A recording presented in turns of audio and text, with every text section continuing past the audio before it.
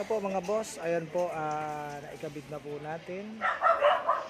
Ayan, tapos na po tayo. Maglilinis na lang kami dito. Ay, si Rodel, hayahay oh. Ano po mga boss. Ngayon, gusto ko po ipakita sa inyo kung hindi po yung paano namin ginawa yan. Ipapakita ko sa inyo paano niluluto o ang proseso ng magbabalot. Ayan. Anong ginagawa mo, Rick? Ano yan? Ano yan? Ang dami mo suka, Rick ah. Sa amin dalawa yan, ang asawa ko. Naubos siya isang araw lang? Meron kasi yung suka, meron. Ilang litro yan? Ha? 8 liter, o yan o. Yan po yung suka ng balot. Masarap ba yan? Ano naman yan tinutusok mo dyan? Ayan mga boss. Ano yan, Rick? Para saan yan? Pero parang hindi mo na yung mabuto. Kasi Hindi sumama? Ganun. Yung technique pala yan. Ganyan pala yan mga boss. Para hindi sumama ang buto ng sili kapag sinasalin. susupot. Ayan. Ako ang technique. Ganyan pala technique niyan. Ilalagay yan sa bote. Ganyan pa yun, nakayari na. Okay. Nandoon sa ilalim may mga butas-butas. Ayan, ganyan to, ayan. Tatahira, ayan.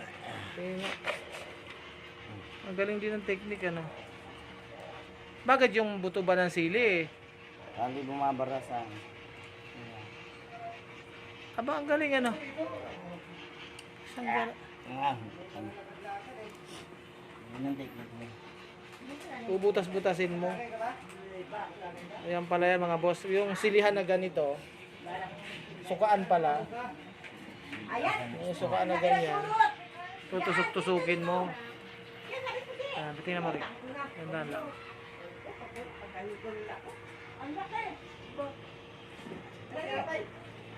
Yan. Ayan pala yan. Iinit nyo dyan, no? Yan. Ano po? Tapos sa salangan po niyan, mga boss. Ayan, no?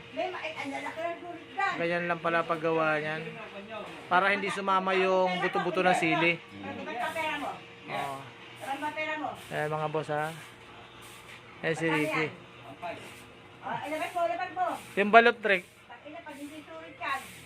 Yes, sinala ko ng alas 12. Ilang oras yan, Rick, bago maluto yung balot?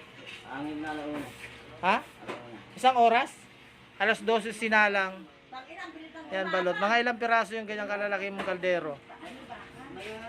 Ilan laman yan, Rick? Itong ganyan? Ha? 500? 500 na balot. Ang pagsasalang pala niyan, mga boss, sa balot, orasan mo. Simula isang oras. Halos isang oras.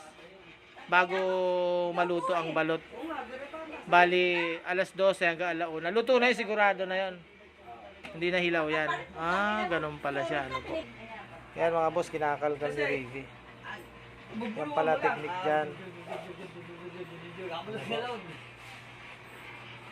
Pala technique dun mga boss. Ang balot isinasalang pala yan.